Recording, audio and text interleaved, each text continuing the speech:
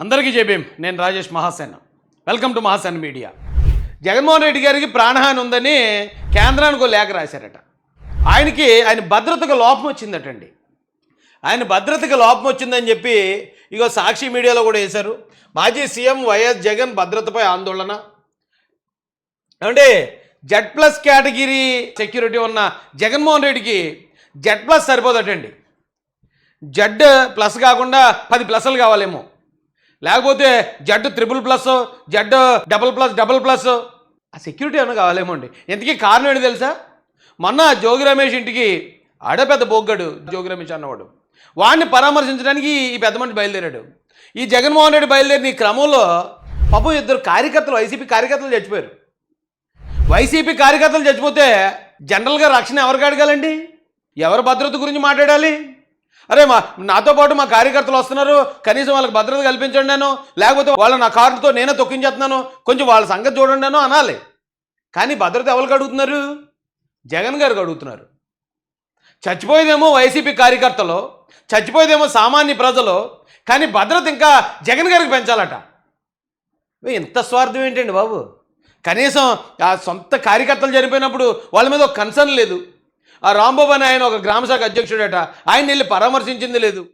ఇంకో కుర్రోడు భార్గవ్ ఏదో పేరు, ఆ కుర్రోడిని కనీసం పరామర్శించింది లేదు, ఆ కుటుంబాన్ని ఆదుకున్నది లేదు. ఈయన ప్రాణానికి ప్రమాదం అట. అన్నా జగనన్న, నీ ప్రాణానికి ఏ ప్రమాదం లేదు, నువ్వు రోడ్డు ఎక్కవంటే జనాల ప్రాణాలకు ప్రమాదం. నువ్వు గతంలో కూడా సెంగైన అలాగే నీ కారుతో తొక్కించి చంపేశావు.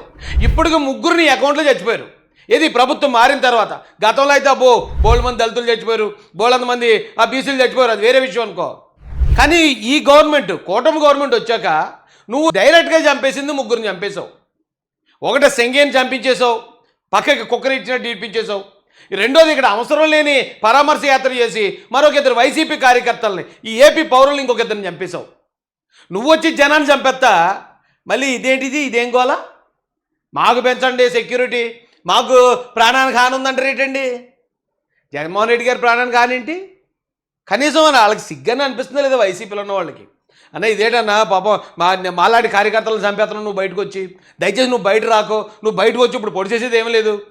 ఇక్కడ మన వాళ్ళు నోటుతోలతో మాట్లాడుకుంటూ ఉంటే ఎవరు ఏమనరు మనల్ని.